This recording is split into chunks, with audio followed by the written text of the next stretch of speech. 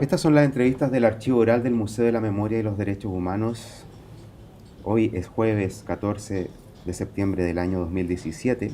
Estamos en la Universidad de Chile, en compañía de Sergio Grez, historiador, profesor titular del Departamento de Ciencias Históricas de la Universidad de Chile.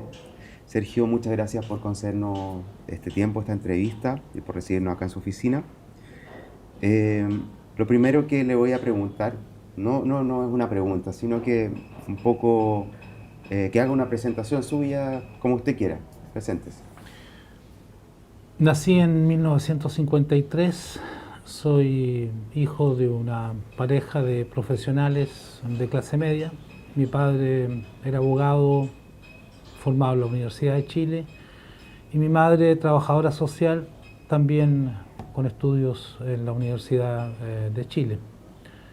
Mi familia era una familia de izquierda. Mis padres votaron las 4 veces por Allende. De manera tal de que desde muy pequeño me crié en un hogar en el cual siempre se hablaba de política. La política estaba presente, se escuchaban programas políticos en la radio primero y en la radio y la televisión más tarde. Y tengo recuerdos bastante nítidos, incluso de las campañas electorales de Allende. Tengo recuerdos muy vagos acerca de la campaña de 1958, porque yo tenía apenas 5 años de edad, pero de algunas cosas me acuerdo, de la gran propaganda que había de Alessandri por todos lados, particularmente. Una imagen del paleta, como le llamaban sus seguidores, emulando un afiche del tío Sam en que indicaba con el dedo: a usted lo necesito, porque habían miles de esos afiches en las calles pegados, y eso me acuerdo bastante bien. Y con razón, con mucha mayor claridad de lo que fue la campaña presidencial de 1964. Yo tenía 11 años. La que puedo decir que seguí con bastante detalle a través de la radio principalmente, y tal vez probablemente algo de los periódicos y de las conversaciones en la casa. Mi formación escolar y liceana fue una formación, yo diría, acorde con el clima cultural e ideológico que había en mi familia. Debo anotar, tal vez no es un dato menor, que mi padre era masón, simpatizante socialista, participó incluso como apoderado de mesa, aun cuando no tenía la edad para votar todavía, me parece, en las elecciones, no, sí ya tenía la edad para votar, en las elecciones presidenciales de 1938, es decir, como apoderado de la candidatura de Pedro Aguirre Cerda. Y cuando fue el gobierno de Allende ingresó al Partido Socialista, partido en el cual siempre él se había mantenido muy cercano. Mi madre era una, como ella decía, católica a su manera, es decir, no practicante, también de izquierda. Y como te decía, mi formación cultural y educacional fue coherente con ese ambiente del hogar, puesto que yo me eduqué exclusivamente en la educación pública. Soy un hijo de la educación pública chilena primero y francesa después. Mis primeras letras, desde el kindergarten hasta cuarta preparatoria se llamaba en la época, lo hice en la escuela pública número 23, que quedaba en la calle Santo Domingo, el pleno centro de Santiago, entre Miraflores y Maquíver, al lado de una iglesia luterana, una construcción que todavía existe, vieja. Y luego, en quinta preparatoria, ingresé el año 1964 al Instituto Nacional.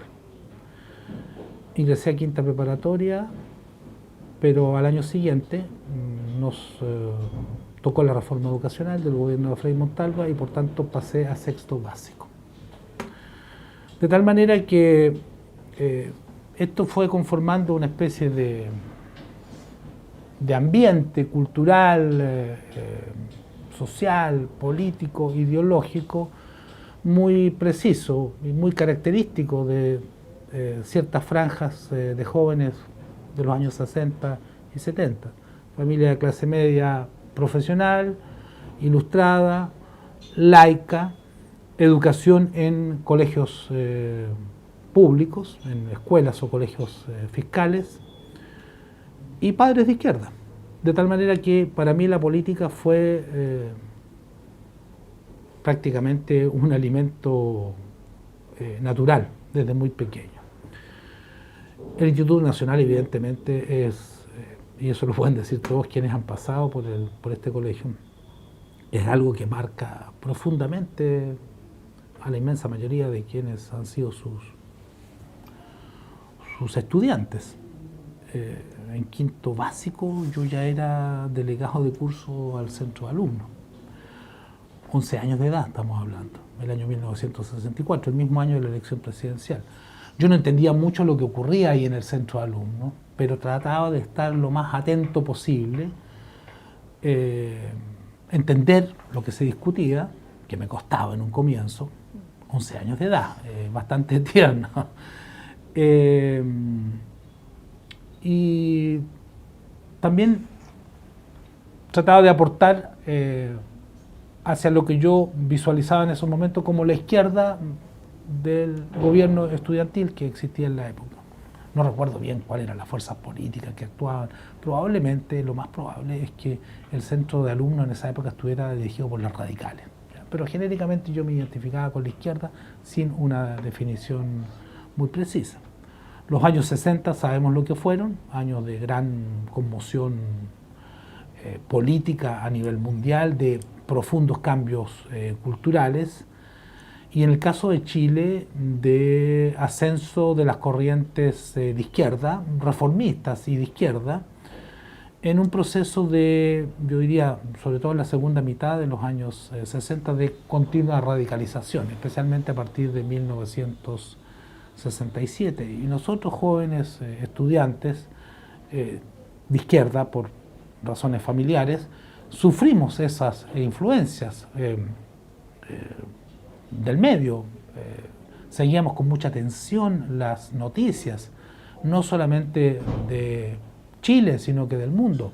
En particular el año 67 a mí me impactó mucho, y lo seguí lo más detalladamente posible, la aventura del Che en Bolivia. Y la muerte de Che Guevara fue un impacto emocional en nosotros tremendo, y que yo creo que contribuyó mucho a nuestra formación política y a nuestra radicalización, así fuese puramente emocional en un primer momento. Pero también estos años eran años de desgaste del gobierno de Frei Montalva, de ascenso de los partidos y corrientes de izquierda y sobre todo de ascenso de las luchas populares. A partir del año 67 hubo una explosión de luchas populares, no solamente obreras y estudiantiles, también campesinas, mapuches, de sectores medios. Hubo un paro muy prolongado, me recuerdo, debe haber sido 3 meses, de los profesores, paro de los funcionarios del Poder Judicial, cosas que, como la última, nunca se habían visto en Chile. Todo esto acompañado de una política cada vez más represiva del gobierno demócrata cristiano. Recordemos, entre otras, las matanzas de el minero El Salvador en 1966 y la masacre de pobladores en Pamperigoy, en Puerto Montt, en marzo de 1969, además de otros episodios represivos, sobre todo en paros nacionales convocados por la Central Única de Trabajadores, arrojando un balance hasta el día de hoy. Tengo la cifra muy clara en mi mente: 36 muertos en el gobierno de Frei, que era un gobierno reformista, no era un gobierno oligárquico reaccionario tradicional. Todo eso, como te digo, fue conformando un marco que contribuyó a nuestra radicalización política. Antes de que Allende fuese elegido, antes del 70, yo tenía una posición marcadamente de izquierda, muy radical. Yo ya no creía en la vía electoral como posibilidad para hacer cambios profundos que nos llevaran hacia una transformación de la sociedad en un sentido socialista. Estaba convencido de que las clases dominantes y el imperialismo nunca entregarían el poder, sus privilegios, de manera pacífica, que no se someterían a un veredicto de las urnas, y que los medios democráticos como desgraciadamente se demostró que era así posteriormente, les servían cuando les servían, es decir, cuando les eran útiles, cuando sus intereses fundamentales no estaban siendo amenazados. Y que llegado el momento, tal como ocurría y había ocurrido en todas partes del mundo, recurrirían a los métodos más violentos y extremos para aplastar el ascenso de las luchas populares. Hay otros elementos que estaban muy presentes en la época y que se sumaban a los anteriores y que apuntaban todos en la misma dirección. Estaba la guerra de Vietnam. El imperialismo norteamericano estaba cometiendo crímenes horrorosos en la guerra de Vietnam. Ese era un factor de movilización muy potente en la juventud. Las movilizaciones contra la guerra de Vietnam, el año 68, 69, no recuerdo bien, venía a Chile Nelson Rockefeller, como enviado del presidente de los Estados Unidos. Hubo protestas muy violentas en todos los países latinoamericanos por donde pasaría Rockefeller. En Chile ocurrió lo mismo. De manera tal de que, como te decía, en víspera de la elección del 70, si bien yo tenía una cierta simpatía por la candidatura de Salvador Allende, que era por lo demás el candidato de la familia, veía con mucho escepticismo que un programa como el de la Unidad Popular pudiese ser llevado a cabo exitosamente por estos factores estructurales, por el carácter de clase del Estado chileno, sobre todo de sus Fuerzas Armadas, que se había manifestado, eso ya lo conocía relativamente bien, numerosas veces a través de represiones muy cruentas, muy duras en contra de los sectores populares chilenos y los pueblos originarios. Nosotros éramos una generación, o éramos generaciones que leíamos mucho. Estábamos permanentemente leyendo. En mi caso, porque en mi casa había muchos libros, mi padre tenía una buena biblioteca, era un gran lector de cuestiones políticas, culturales, filosóficas, literarias. Historia también leía mucho. Y por lo tanto yo podía acceder a aquel libro que picara mi curiosidad. El Manifiesto del Partido Comunista de Marx y Engels lo leí a los 14 años. Entendí bien poco, a decir verdad, pero lo leí. Y una que otra idea tiene que haber quedado en mi cabeza dando vueltas. Posteriormente, al ingresar a militar ya, el estudio era una obligación. Las organizaciones políticas de izquierda, sobre todo las de izquierda revolucionaria más radical, tenían una militancia muy activa, muy demandante, muy comprometida, muy esforzada, que entre otras cosas implicaba, en el caso de mi experiencia militante, estudio semanal y discusión política semanal sobre textos que había que leerse de una semana para otra, y lecturas que eran controladas, es decir, una especie de pequeña academia política, además de acción militante concreta. Eso es, grosso modo, el marco general de mi formación política hasta 1970. Sergio, ¿y cómo usted conoce al Partido Comunista Revolucionario? ¿Cómo se genera ese involucramiento? En el año 1970, que fue un año de gran debate político, campaña electoral que culminaría con la elección de Salvador Allende el 4 de septiembre, había muchas conversaciones y discusiones políticas en el Instituto Nacional. Yo hasta esa época tenía posiciones más bien cercanas al guevarismo, a la Revolución Cubana. Tenía una relación militante, yo no sé si podríamos hablar de que era militante propiamente tal, pero estaba al menos en la periferia muy cercana con los helenos, con el Ejército de Liberación Nacional, que era la rama chilena de la organización que el Che había creado en Bolivia y que practicaba una política de entrismo en el Partido Socialista. Y ese año recuerdo haber tenido discusiones políticas bastante profundas y seguidas con otros estudiantes del Instituto Nacional que ya constituían una célula del Partido Comunista Revolucionario, PCR, en el colegio. Y ellos discutían acaloradamente conmigo, en muy buenos términos personales, porque teníamos diferencias políticas fundamentales. Esto cuesta hoy día entenderlo, sobre todo tal vez para las generaciones actuales. Nosotros éramos muy ideológicos, es decir, no era llegar y entrar a uno de estos partidos. Había que estar de acuerdo con una serie de preceptos, de formulaciones, de estrategias. O sea, no bastaba con que tú estuvieras de acuerdo con que la lucha armada era el camino, sino que además, y ahí entraba la diferencia entre unas y otras organizaciones, ¿qué tipo de lucha armada? Foquismo, como planteaba la corriente guevarista, hacia la cual yo me inclinaba, o guerra popular prolongada, como planteaban los marxistas-leninistas maoístas del Partido Comunista Revolucionario.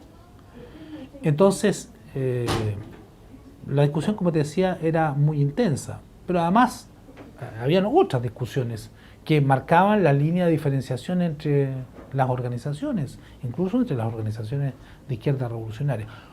¿Cuál, y este era más importante incluso que el anterior, debía ser el carácter de la revolución en Chile? ¿Revolución socialista de inmediato, como planteaban los grupos trotskistas o el propio MIR?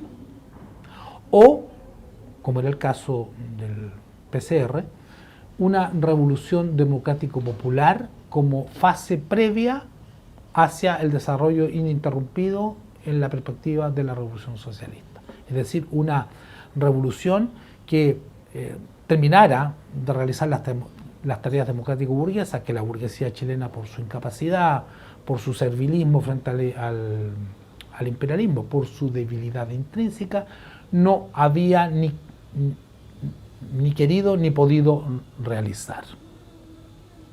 Liquidar con el latifundio, con la dominación oligárquica y con la presencia del imperialismo en el país, para posteriormente avanzar hacia una revolución socialista, es decir, una revolución por etapas, aunque ininterrumpida, pero por etapas, para ir cumpliendo tareas que tienen que ver en un primer momento con eliminar el poder de los enemigos principales, como se sostenía, para posteriormente pasar a las tareas socialistas propiamente tal, es decir, a la liquidación completa del capitalismo. Entonces ahí habían dos perspectivas que eran completamente distintas. El PCR, los compañeros del PCR planteaban la teoría de la revolución democrático-popular.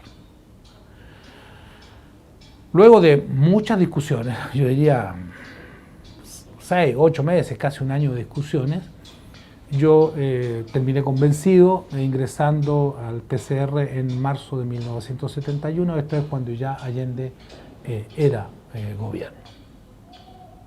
Que, digamos, para un poco, para que quede en registro, nos interesa, yo sé que usted no estuvo en ese momento, pero nos interesa rastrear un poco cómo se crea el PCR, Aquí yo te hablo más bien como historiador que claro, como militante, porque cuando los orígenes del PCR yo era un niño.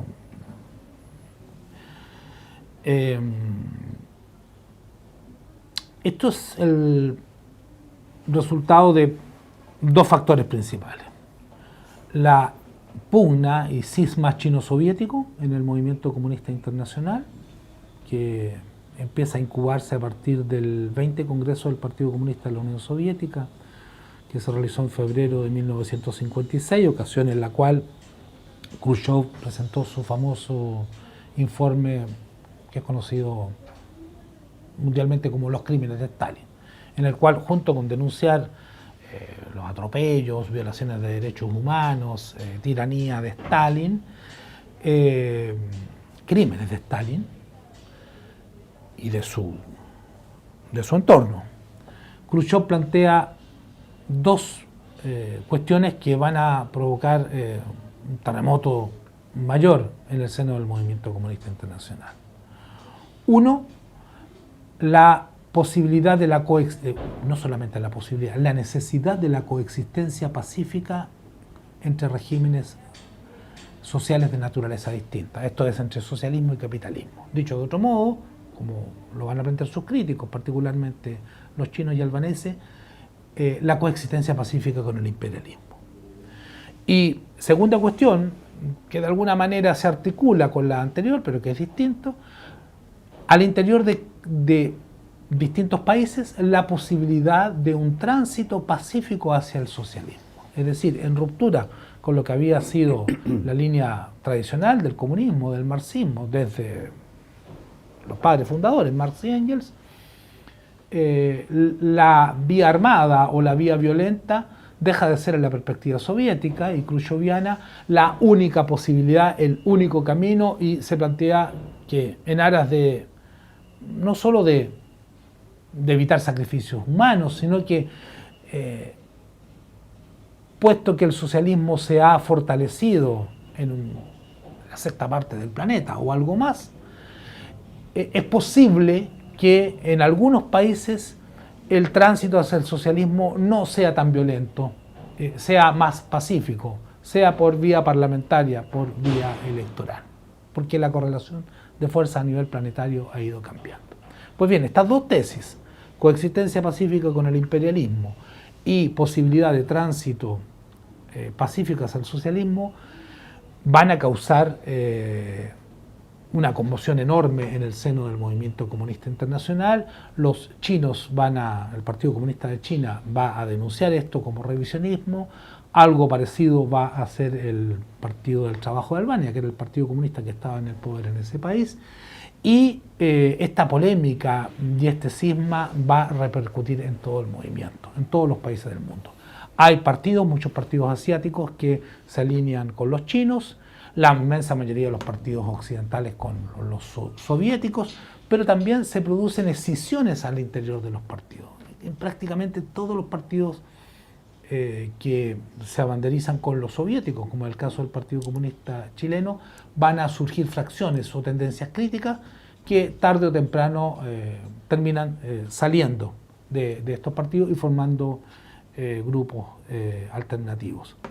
En el caso de Chile, esto se articula, ya estamos en la primera mitad de los años 60, con la derrota electoral de Allende en 1964 y también con la Revolución Cubana en 1959, que son factores que van a contribuir a la radicalización de muchos sectores de izquierda, más allá de la militancia del Partido Comunista de Chile.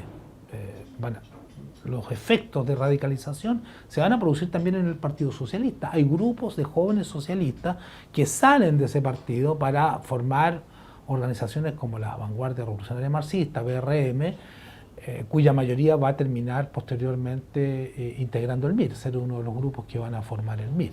Es decir, hay un contexto mundial de radicalización hacia la izquierda y que en el caso de Chile, como te decía, se articula con la derrota electoral de Allende, que hace que muchos militantes o un sector importante de militantes piensen que la posibilidad de la vía electoral se cerró.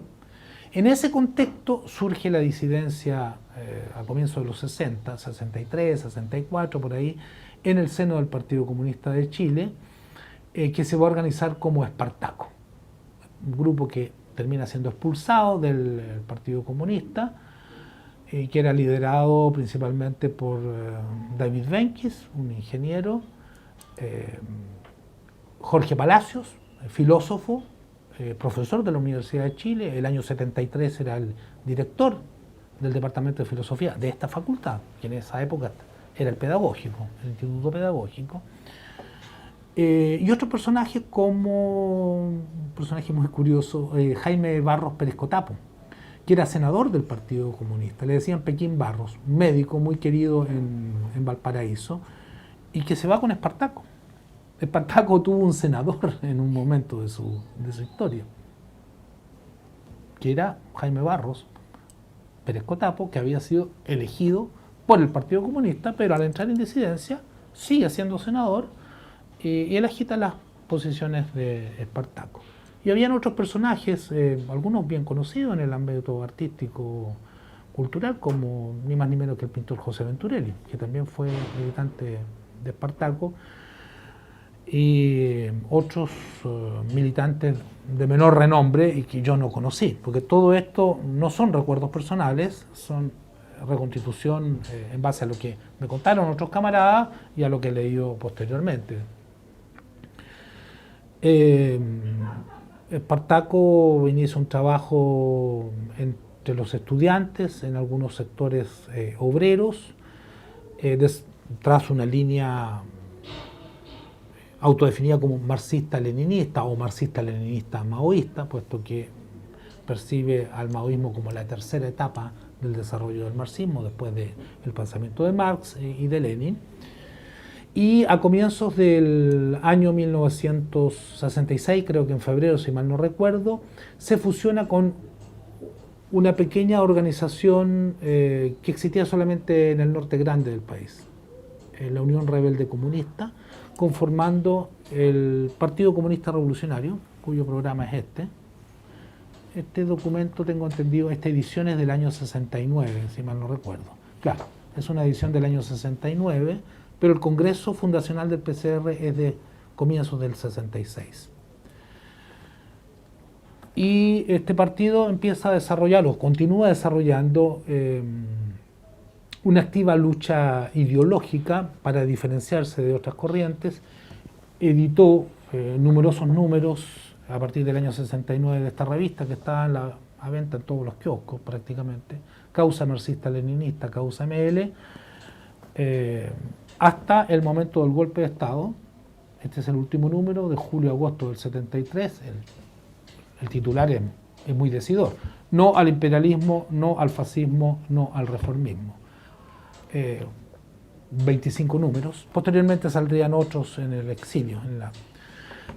Como te decía, el PCR desarrolla una activa lucha ideológica para diferenciarse de otras corrientes de izquierda, pero también desarrolla lo que la jerga militante, no solamente del PCR, sino que de los partidos de izquierda en general, se denominaba como trabajo de masas. Además de este órgano teórico, que es un artículo de cierto calado político, intelectual, tenía un periódico, El Pueblo, cuya periodicidad realmente no recuerdo si era quincenal o mensual, ¿ya? Pero era mucho más frecuente que la revista teórica, evidentemente. Y su trabajo se centra principalmente en tres frentes: frente estudiantil, frente obrero y trabajo mapuche. El PCR desarrolló un importante trabajo con el pueblo mapuche. Creó incluso un movimiento que, a diferencia del movimiento campesino revolucionario del MIR, por ejemplo, que era un movimiento abierto a todo tipo campesino, este movimiento impulsado por el PCR, que se denominaba Netoeiñ Mapu, que en lengua mapuche significa recuperemos la tierra, era un movimiento exclusivamente mapuche. Es decir, aquí hay un mérito en el sentido de percibir lo que otras corrientes de izquierda no captaban bien, así fuese una percepción un tanto intuitiva. Esto es que la cuestión mapuche no podía reducirse a un problema de campesinos pobres, sino que tenía una especificidad. Probablemente eso no logró tener un gran desarrollo teórico, pero sí tuvo un desarrollo práctico en el impulso de este movimiento, que fue uno de los movimientos que desarrollaron las famosas corridas de cerco durante el gobierno de la Unidad Popular, aun cuando el trabajo venía desde fines del gobierno de Frei Montalva. Perdón, Sergio, es interesante ese punto que usted plantea, porque precisamente el tema mapuche no se considera ni siquiera en las políticas de reforma agraria, por ejemplo, como tal, digamos, como los rasgos identitarios o los rasgos, digamos, del pueblo mapuche, no se consideran. Es como dice usted, un campesino pobre más. Claro, con algunos rasgos culturales propios, algo medio folclórico, pero no, sin una comprensión profunda o cabal de la especificidad, dicho de otro modo, de que hay una cuestión nacional de por medio. Yo no digo que el PCR llegara a ese nivel de comprensión, yo creo que nadie en la izquierda chilena lo tenía, pero intuitivamente se entendía que había algo particular, algo específico que ameritaba una política específica. Ahora, esto no era gratuito, en el sentido de que se articulaba con la concepción de lucha armada que tenía el PCR para la conquista del poder. Guerra popular y prolongada, de acuerdo con la concepción maoísta o vietnamita. Esto es, la revolución comienza en el campo y el campo rodea las ciudades. Muy de acuerdo con la experiencia china. Evidentemente aquí había un copiar y pegar que era un tanto tosco, ¿no es cierto? Porque el primer dato que había que tener en consideración es que la inmensa mayoría de la población en la época era urbana y no rural. Además de cuestiones que tienen que ver con condiciones geográficas, tradiciones de lucha, etc. Bueno, no vamos a entrar en ese lado, pero ese era el dato duro. En el frente obrero, en el trabajo obrero, el PCR logró algunos avances importantes. Estamos hablando de los años del gobierno de Frey, lo que yo escuché posteriormente o leí a través de las fuentes del partido o incluso posteriormente, en tanto historiador, leyendo libros de historia. Una de las luchas importantes que desarrolló el PCR en estos años, estamos hablando del año 69, fue el impulso de un movimiento de solidaridad con los obreros de la industria electrónica de Saba, que fue una industria que fue tomada por sus trabajadores en Santiago el año 69, si mal no recuerdo, y que como producto de la acción de carabineros para desalojarlos, se produjo un incendio. Las bombas lacrimógenas lanzadas por carabineros contra la fábrica provocaron un incendio, los trabajadores fueron acusados de ser incendiarios, fueron encarcelados durante más de un año, estuvieron en la cárcel, y el PCR desarrolló un importante movimiento de solidaridad con los obreros de Saba, que le valió buenos créditos políticos y probablemente la posibilidad de extender su trabajo obrero, sindical, a otros sectores en Santiago y en otras ciudades. Un sector donde el PCR tuvo cierta influencia fue en la FETELMET, la Federación de Trabajadores Electromecánicos, o Electrometalúrgicos, perdón, que tenía asiento en Santiago. Su local estaba en la calle García Reyes y posteriormente, en el año 73, en la primera cuadra de la calle San Ignacio, a pocos metros de la Alameda. Y lo recuerdo perfectamente porque en esos mismos locales funcionaba el Comité Regional Santiago del PCR. Es decir, había un local sindical, pero al mismo tiempo era un poco local de partido. Y en el frente estudiantil, el PCR logró controlar en algunos momentos de la historia, controlar algunas federaciones estudiantiles, como por ejemplo la Federación de Estudiantes de la Universidad de Chile, sede Osorno, actual Universidad de los Lagos, desde donde había un apoyo importante hacia el trabajo entre los huilliches, porque este sector cercano a Osorno tiene población huilliche. Yo te diría que hasta comienzos del año 70, la influencia del PCR, si bien era pequeña, no se comparaba con la de los partidos históricos de la izquierda, Partido Socialista, Partido Comunista, no era despreciable. Probablemente en algunos sectores, tal vez sindicales, tenía más influencia que el MIR. No así en el sector poblacional, donde el MIR ya estaba echando bases relativamente sólidas. El problema fue que el PCR tuvo una posición respecto de la Unidad Popular y de la candidatura de Allende muy dura, muy rígida, muy sectaria. El PCR erróneamente puso casi en el mismo nivel las tres candidaturas presidenciales.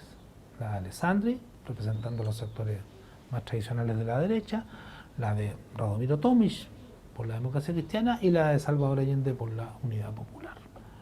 Es decir, fue muy crítico de la candidatura de Allende en función de este discurso de la no viabilidad de la vía pacífica y de crítica a las prácticas reformistas del Partido Comunista y del Partido Socialista, de su práctica de conciliación de clases, tanto a nivel de las luchas económicas y sociales como a nivel político, y por ende llamó a no votar, no apoyó a Allende críticamente como lo hizo el MIR en esas mismas elecciones. Y esta política se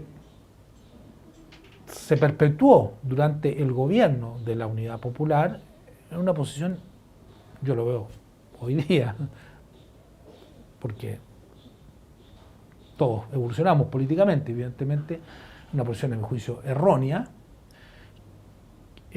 muy sectaria, muy dura, de crítica de izquierda muy dura a la Unidad Popular, que significó la pérdida de influencia en sectores sociales donde el PCR se había logrado implantarse, había logrado cierta influencia, y eso se tradujo también en fracciones al interior del partido.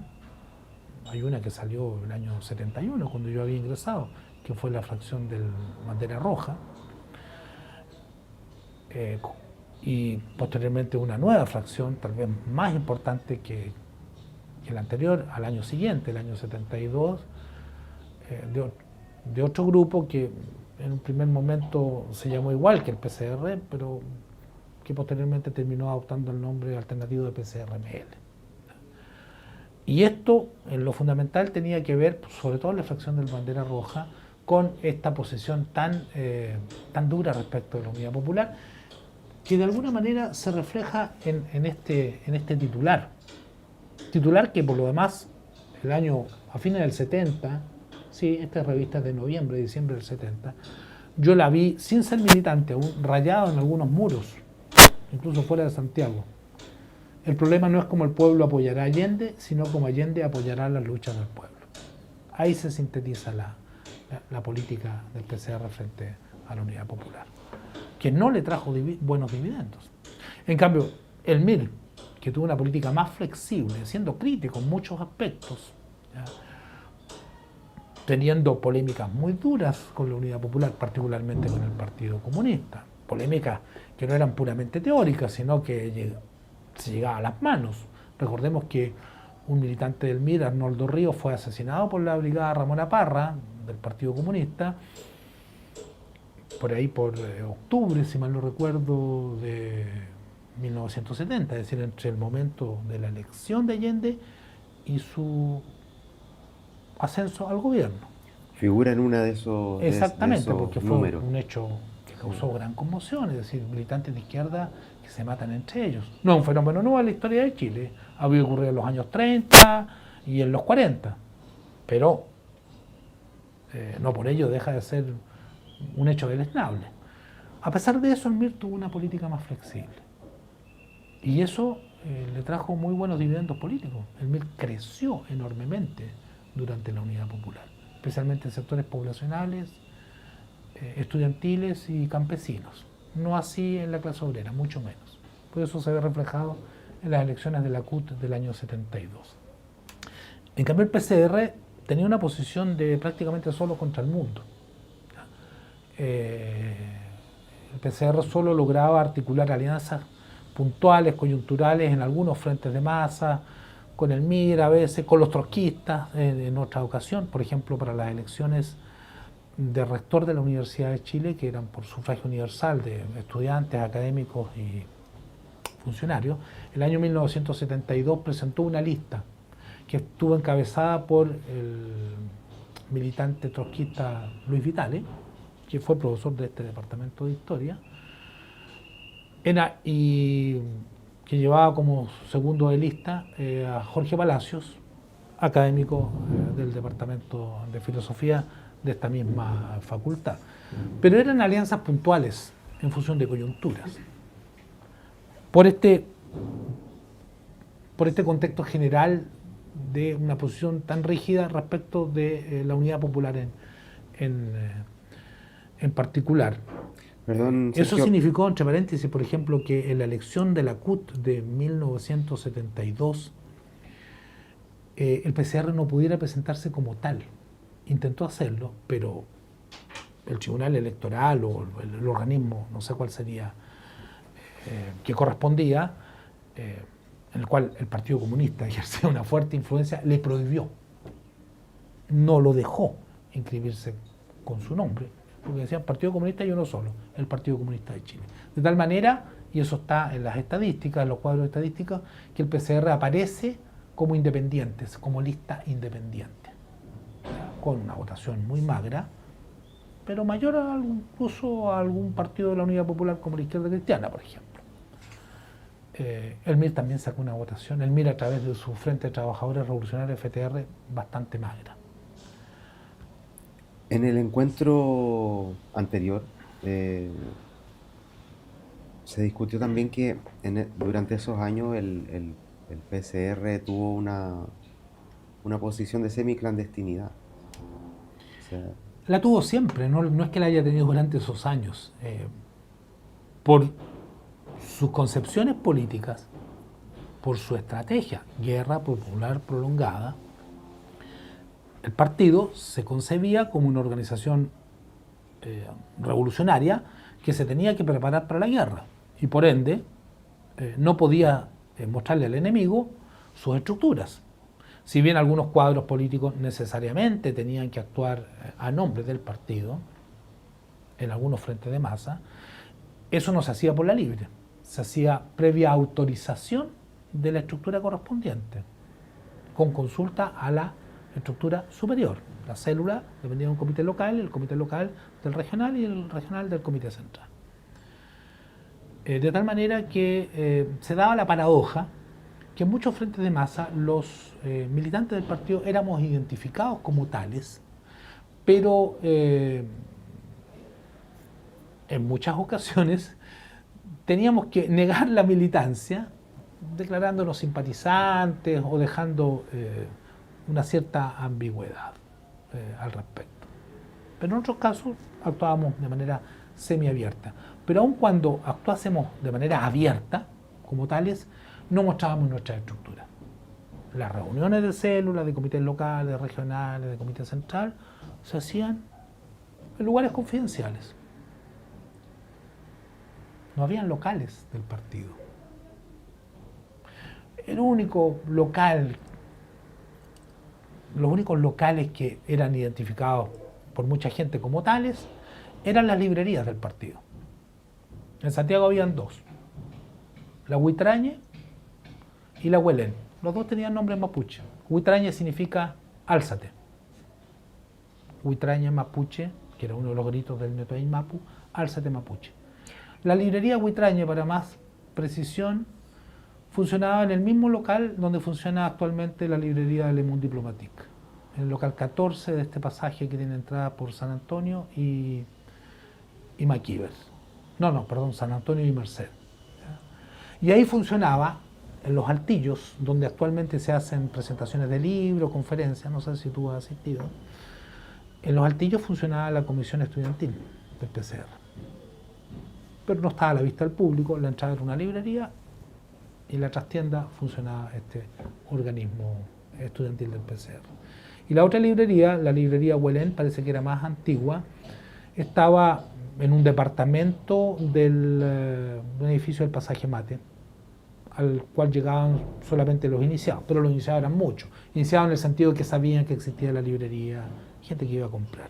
¿Ya? Librería donde se vendía libros marxistas clásicos de Marx, Engels, Lenin, Mao Zedong, mucha literatura china, revistas China Ilustrada, Pekín Informa, cosas de ese tipo. También había una librería en Valparaíso, en la avenida Pedro Montt, pero también en los altos de un edificio. Y no sé si habían otras librerías en otros puntos del país. Pero como te decía, el PCR no mostraba su estructura. Podríamos decir que era semiclandestino. y eso, Sergio, Y también... además se utilizaban nombres políticos. Yo no sabía, salvo gente que era muy conocida públicamente, o que eran del mismo frente de masa de uno, del mismo colegio, de la misma universidad o del mismo sindicato, los militantes no sabían el nombre de otros militantes, sobre todo si eran de otras estructuras. Nombres políticos, nombres falsos, como prevención. Y en ese sentido, estas medidas fueron acertadas. Le salvaron la vida a mucha gente. Yo, entre otros. Eso quiere decir también que ustedes eran extremadamente disciplinados y sigilosos con estas prácticas, digamos. Así No es, había... así es. Y cuando alguien infringía esas prácticas era criticado. Se criticaba su liberalismo, sus métodos liberales. Eso quiere decir también que las instancias como congreso y ese tipo de cosas no se realizaban. No, ahí residía uno de los grandes problemas, no solo del PCR, también del MIR y de otras organizaciones. El PCR solo tuvo un congreso, el Congreso Fundacional, nunca más tuvo un congreso. Tengo entendido que ocurrió lo mismo con el MIR, y cuando realizó su segundo congreso el MIR se dividió a fines de los años 80. No tengo el dato fresco, pero me parece que ese es el caso del MIR. En el caso del PCR hubo solo un congreso. Y eso generaba muchas distorsiones, falta de democracia interna, una tendencia marcadamente verticalista. Las direcciones regionales se generaban por cooptación, ya sea del comité central que formaba un comité regional o del propio comité regional que se iba autorreproduciendo. Y lo mismo ocurría en los comités locales. No había elección democrática de los dirigentes, pero peor aún, no había una discusión horizontal más allá de las células, salvo cuando se realizaban ampliados locales o regionales, en que se invitaba a gente de distintas estructuras. ¿Ya? A mucha gente yo lo conocí en esos ampliados. ¿Ya? Uno podía deducir de qué frente de masa venían porque decían, pero uno no sabía quién era exactamente, porque actuábamos con nombres políticos. El ampliado, podríamos decir, era la instancia más horizontal, pero no era algo que ocurría todos los días ni todas las semanas, muy ocasionalmente. Podía haber un ampliado sindical, un ampliado estudiantil, etcétera. Hay un detalle que me gustaría preguntarte, Sergio, que tiene que ver con el trabajo del Frente Obrero. ¿Cómo fue este trabajo del PCR en el momento en que empiezan a surgir manifestaciones diferentes a las pauteadas por la Unidad Popular? Me refiero específicamente a los cordones industriales y esas formas de manifestación del poder popular. ¿Cómo se involucró el PCR con esa...? El PCR, a la medida de su fuerza, estuvo muy involucrado en estas experiencias. Sin ir más lejos, en este mismo sector donde estamos teniendo la conversación, Macul, el PCR impulsó a fines de los 60, no te podría dar la fecha exacta, debe haber sido el 69 probablemente, o 70, la conformación del COCOMA, Comando Comunal Macul, que es previo a las experiencias de los cordones industriales, porque era el gobierno de Freyja. La cabecera del COCOMA era la industria Remarritig, que era una industria de artefactos eléctricos, enchufes, cosas de ese tipo. El presidente del sindicato de Remarritig era un compañero nuestro, que aún vive, está viejito, Eugenio Cantillana. Su nombre político era Escobar, después Ezequiel. Yo tengo contacto con él. Vive en la región de Valparaíso. Él venía de Concepción, era obrero de Concepción, había sido militante de Espartaco, mayor que yo evidentemente, hoy día tendrá 84 años, 85 años. Y fue la cabeza, con su célula de esta experiencia del COCOMA. Y cuando se produjo el paro de octubre y se empezaron a formar los cordones industriales, porque los cordones industriales datan de esa coyuntura, no antes. No conozco la historia bien, pero me parece que en base al antiguo COCOMA se constituye el cordón Macul, que agrupaba a las industrias de todo este sector de Santiago, donde habían algunas industrias importantes, Paños Continental, por ejemplo, la textil sudamericana, por allá por Quilín, muchas industrias textiles, la propia Remarriti, y industrias incluso hasta de fábricas de infusiones, cosas de ese tipo, recuerdo. Y el presidente del cordón Macul, hasta el momento del golpe de Estado, fue este camarada Eugenio Cantillana. Su imagen aparece en la película La Batalla de Chile. Hay una reunión de los cordones, no sé si nacional o de Santiago, y le preguntan a los distintos delegados, ¿usted a quién representa? El personaje que dice Cordón Macul es Eugenio Cantillana, nuestro camarada Ezequiel en esos momentos, antes Escobar. Yo personalmente me tocó trabajar en tareas de apoyo al Cordón Macul el año 1973. Entre marzo y el 10 de septiembre de 1973 yo realicé, por encargo de una célula del partido y del comité local al cual yo pertenecía, que era el de este sector, tareas de apoyo al trabajo que encabezaba Eugenio Cantillana. Propaganda, contacto a las industrias, participé, recuerdo, en algunas tomas como la de textil sudamericana. Cuando la CUT llamó a una marcha a parar el golpe, 1 o 2 días antes del tanquetazo, fines de junio del 73, nosotros bajamos encabezando el Cordón Macul con los trabajadores del sector hasta el centro de la ciudad. Partimos de la toma de la textil sudamericana. Entonces hubo un trabajo, pero con las limitantes del área de influencia modesta que tenía el partido hacia entonces. Recuerdo haber estado yo en tareas de apoyo en lo que fue la toma del Cordón Cerrillo en el año 73. Eso debe haber sido en el otoño del 73, marzo o abril.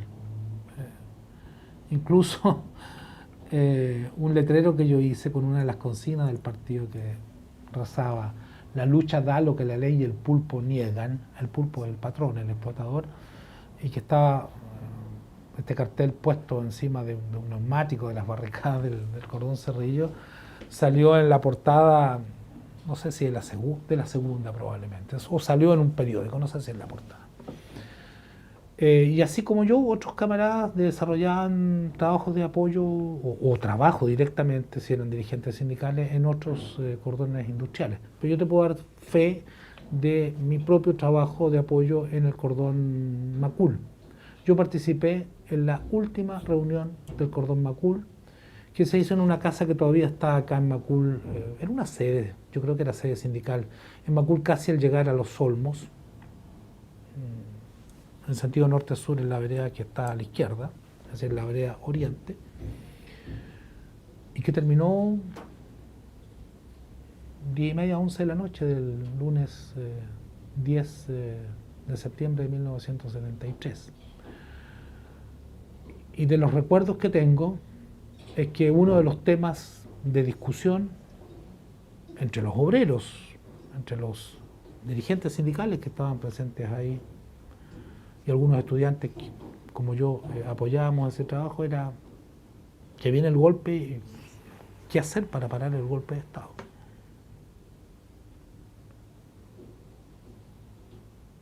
Y ese tipo de discusiones obviamente eran discusiones que se venían dando ya desde hace mucho. Por supuesto. Con sus compañeros, o sea. Sí, y en la izquierda en general. Que el golpe venía era evidente. Lo que no sabíamos era cuándo.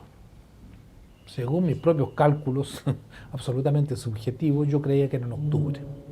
O sea, que esto no daba para más y que los golpistas iban a actuar a más tardar en octubre. Quedé corto, como toda la izquierda en general, en mis predicciones. Y no solamente respecto a las fechas, sino que respecto de la brutalidad, la intensidad de la represión. Yo creo que fue superior a todos los cálculos, incluso más pesimistas. Sergio, y dentro de tu reflexión personal, ¿sentiste que todas las, digamos, la posición que tenía el PCR y tu posición política, digamos, que cobraron, o sea, encontraste que la posición de ustedes tenía mayor razón, se ratificaba, digamos, la posición, digamos, en contra de la posición reformista, En el con momento, cómo se desarrollaron los hechos? evidentemente, en el momento de que se produce el golpe y en los años inmediatamente posteriores, pienso yo que al igual que otras corrientes de izquierda revolucionaria como el MIR, eso no hizo otra cosa sino ratificar lo que nosotros considerábamos la justeza de nuestras posiciones. Y en cierto sentido teníamos razón. O sea, no teníamos razón en la táctica frente a la Unidad Popular, esa profundamente errónea. Pero sí teníamos razón respecto de la inviabilidad de la transformación puramente pacífica, por métodos puramente institucionales, legales y parlamentarios, electorales, iniciada en Chile. Porque los intereses afectados eran muy poderosos y los medios que tenían estos intereses para defenderse eran igualmente poderosos. Además, en un contexto mundial de Guerra Fría, América Latina, sabido, es ya casi una muletilla, es el patio trasero del imperialismo norteamericano, de los Estados Unidos. Y en ese contexto de Guerra Fría, que en esos momentos era bastante caliente, a decir verdad, Guerra de Vietnam aún, ¿no es cierto?, entre otros, y de Indochina, porque no era solamente Vietnam, más otros focos en otras partes del planeta, Estados Unidos no podía permitir que se le instalara un régimen hostil, desde su perspectiva, a sus intereses. No podían permitir, ellos mismos lo decían, una segunda Cuba en América Latina. Entonces, desde esa perspectiva, nosotros y quienes pensaban como nosotros, mucha más gente, incluso un sector importante de la Unidad Popular, teníamos razón. La Unidad Popular, la transformación por vía meramente electoral y pacífica, no era viable en ese contexto. Eso no quiere decir que no sea viable en otros contextos, pero en ese contexto me parece aún que no era viable. Eso tenía un techo y ese techo ya se había topado hacía mucho tiempo. Y ese techo tenía que ver con la radicalización del movimiento popular. El golpe no fue un golpe dirigido principalmente contra un gobierno. Sí, lo fue, evidentemente. La figura de Allende y el gobierno de la Unidad Popular eran una gran molestia para los Estados Unidos y para la derecha chilena. Pero por sobre todo el golpe fue dirigido contra el movimiento popular, contra la radicalización del movimiento popular, que ya había sobrepasado el marco meramente reivindicativo que había sido su cauce tradicional durante mucho tiempo, puesto que se estaba planteando el problema del poder.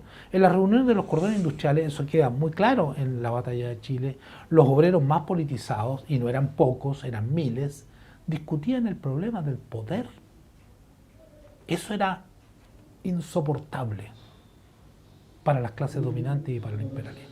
En ese sentido, nosotros consideramos en ese momento, y lo sigo considerando hasta el día de hoy, que en lo más esencial nuestro análisis había sido acertado. No así, ahora lo pienso, en otros planos, que tenían que ver con las alianzas, la política frente a la Unidad Popular, e incluso la propia estrategia de guerra popular y prolongada que evidentemente para un país como Chile no, no, no tiene asidero en la realidad nacional. Pero sí, inmediatamente después del golpe nosotros nos vimos reconfortados en el sentido, sentimos el golpe como un golpe contra nosotros también, evidentemente, contra todo el movimiento popular y toda la izquierda, pero sentimos que nuestras tesis más importantes habían sido confirmadas por la realidad. Entre otras, la del tipo de partido, la del tipo de trabajo, la adopción de medidas de seguridad. Quiere salvar la vida a mucha gente. Pero si tú me preguntas hoy día, al cabo de 44 años de estos acontecimientos, mis concepciones políticas distan mucho de las de entonces. Yo antes era marxista-leninista convencido. Me considero marxista en lo más esencial hoy día. No marxista-leninista, menos aún marxista-leninista maoísta. Para mí el marxismo no puede ni debe ser un dogma. Es un buen instrumento de análisis que permite dar cuenta de muchos aspectos de la realidad social. No de todos, pero de muchos. Aplicado de manera creativa, no dogmática, puede ser un buen guía para la acción política. Y de hecho creo que lo es. Los análisis de Marx sobre el capitalismo, me parece que lo más esencial siguen siendo perfectamente válidos. Es decir, la evolución del capitalismo le ha dado la razón. A Marx lo han matado innumerables veces y vuelve siempre a resurgir. Eso significa que hay que reeditar una política comunista en el sentido original de la palabra, como una especie de vuelta pura y simple a las fuentes bautismales. Yo creo que no. Hay que pensar nuestra realidad con nuestra propia cabeza. Hay que agregarle al marxismo los aportes que sean necesarios de otras ramas de las ciencias sociales o del conocimiento humano, del saber humano. Hay que actuar como hombres y mujeres de nuestro tiempo presente, sin botar el agua sucia de la bañera con el bebé que está adentro.